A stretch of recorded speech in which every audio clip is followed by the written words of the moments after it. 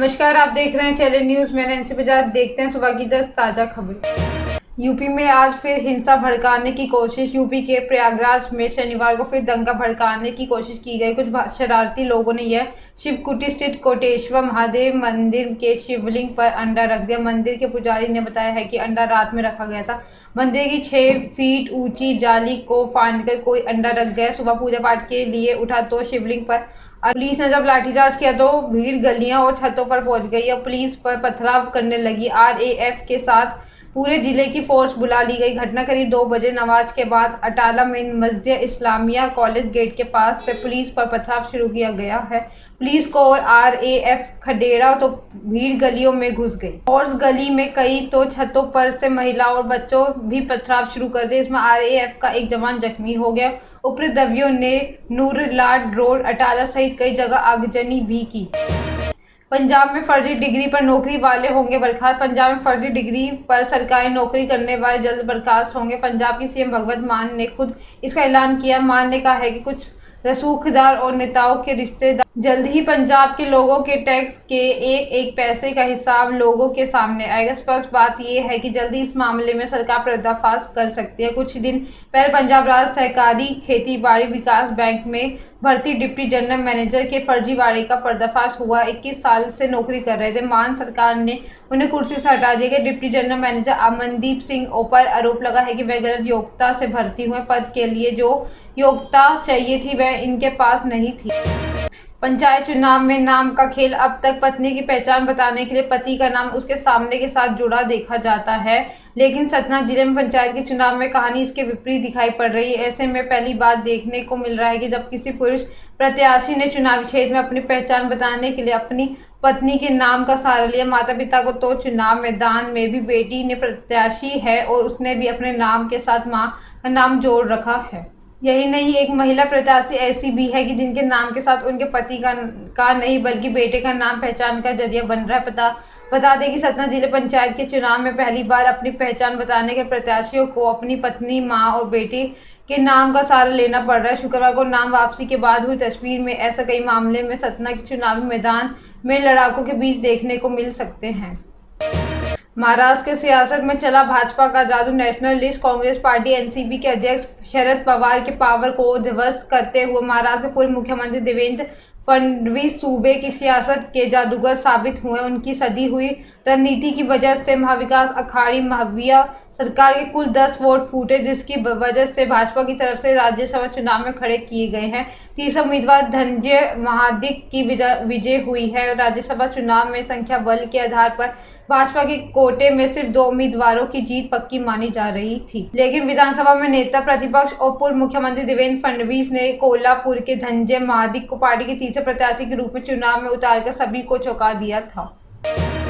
अमेरिकी जनरल के बयान पर चीन की तीखी प्रतिक्रिया। चीन ने अमेरिकी के टॉप मिलिट्री जनरल के लद्दाख को लेकर किए गए दावे पर तीखी प्रतिक्रिया दी है। चीन विदेश मंत्रालय ने कहा भारत और चीन बातचीत के जरिए सीमा मुद्दे को सुलझा सकते। चीन ने अमेरिका पर आग में घी डालने और अमन को खतरे में डालने पे आरोप भी लगाए। बीजिंग के दावा किया है। भारत के दौरे पर आए अमेरिकी सेना के प्रशांत क्षेत्र के commanding general Charles A Flynn ने लद्दाख में चीन की हरकतों के खतरे की घंटी बताया है। उन्होंने कहा था कि चीन को ये रवैया पड़ोसी देशों के साथ संबंधों को नुकसान पहुंचाने वाला है। अमेरिका जनरल हिमालय क्षेत्र में चीन की तरफ से बड़े पैमाने पर किए जा रहे कंट्रैक्शन की चर्चा कर रहे हैं।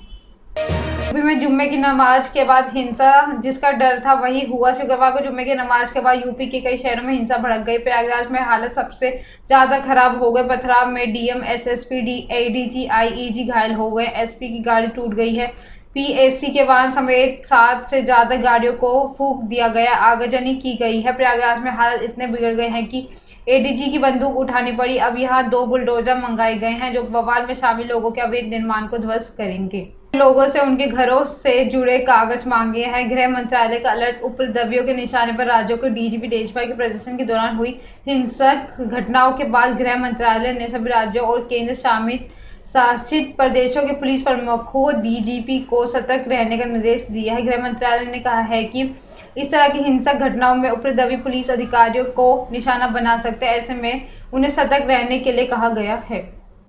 वाहन की टक्कर से बाइक सवार 2 लोगों की मौत। बिजनौर के नजीबाबाद में वाहन की टक्कर से 2 लोगों की मौत हो गई। हादसा उस वक्त हुआ जब बाइक सवार अस्पताल में भर्ती एक रिश्तेदार को देखकर घर लौट रहा था। पुलिस घटना की जांच कर रही है। दरअसल यह हादसा रायपुर रोड पर शनिवार की सुबह 7 बजे के आसपास हुआ। नगीना देहात के एक गांव के रहने वाले अंकित 24 वर्ष अपने मौसा हरचरण 50 वर्ष के साथ नजीबाबाद से एक अस्पताल से भर्ती रिश्तेदार को देखने के लिए गया था। वहां से दोनों मरीज का हालचाल लेकर घर लौटे रहे थे। अधिक क्षेत्रों में पुलिस ड्रोन से कर रही है निगरानी। बिजनौर जिले में पुलिस प्रशासन सक्रिय नजर आ रहे हैं। कानपुर हिंसा के बाद वह कोई रिस्क लेने के मूड में नहीं है। इसके लिए वह क्षेत्र में भ्रमण कर लोगों से शांति बनाए रखने के लिए अपील कर रहा है। साथ ही अराजकत्वों को चेतावनी दे रहा है कि इसकी कड़ी से शुक्रवार को होने वाली जुम्मे की नमाज को लेकर पुलिस प्रशासन अलर्ट दिखाई देगा। शहर में आधा दर्जन से अधिक जगहों पर ड्रोन कैमरा उड़ाकर निगरानी की गई। संदिग्ध स्थानों और लोगों पर कड़ी नजर रखी जा रही है। विराट कोहली वर्सेस बाबर आजम ने कप्तान रहते हुए वनडे क्रिकेट में सबसे तेज 1000 रन बनाने का रिकॉर्ड अपने नाम कर लिया। ऐसे करने में उन्होंने भारत कैप्टन विराट कोहली को पीछे छोड़ दिया। कोहली ने बतौर कैप्टन 17 पारियों में 1000 रन बनाए थे, वहीं पाकिस्तान कैप्टन ने केवल 13 पारियों में आंकड़ा पार कर लिया। आजम ने वेस्टइंडीज के खिलाफ मुल्तान में खेले गए वनडे में शतक भी जड़ा। उन्होंने 107 गेंदों में 103 रनों की धमाकेदार पारी खेली। महिमा चौधरी बॉलीवुड एक्ट्रेस महिमा चौधरी ब्रेस्ट कैंसर से जंग लड़ रही है। इस बात का खुलासा अनुपम खेर ने किया। अनुपम ने अपनी अपकमिंग फिल्म में रोल देने के लिए महिमा के अमेरिका से कॉल किया। बातचीत के दौरान महिमा ने खुद बताया है कि उन्हें कैंसर है। बता दें कि महिमा की उम्र 48 साल की है, जिन्होंने 1957 में फिल्म परदेश में बॉलीवुड में एंट्री की थी। शुरुआती सफर का एक परी कथा की तरह रहा है। हालांकि इस पूरी जर्नी में उन्होंने कई बार उतार चढ़ाव का भी सामना करना पड़ा। आइए जानते हैं कि कैसे उनका सफर 1943 में दार्जिलिंग में जन्मी महिमा चौधरी की मॉडलिंग करियर शुरू करने के लिए पढ़ाई बीच में छोड़ दी थी। मॉडलिंग करते हुए इन्हें कई एक फिल्म काम करने का मौका मिला, जिनमें से आमिर खान और ऐश्वर्या राय के साथ किया गया पेप्सी का एड सबसे फेमस था। ताज़ा खबरें ऐसे अपडेट्स के लिए बने रहे हमारे चैनल को लाइक करें, कमेंट करें एंड सब्सक्राइब करना ना भूलें। धन्यवाद।